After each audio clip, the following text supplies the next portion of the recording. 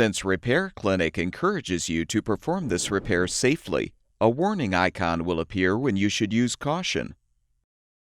To replace a front leveling leg on your refrigerator, lift up the side of the appliance you're replacing the leg on and support it.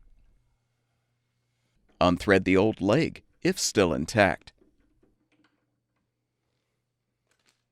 Install the new leveling leg by threading it into the frame.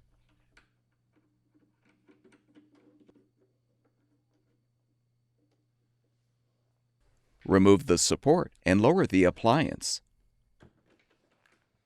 With the refrigerator in its final position, you can lower both legs to touch the floor to prevent the appliance from moving or to level the appliance.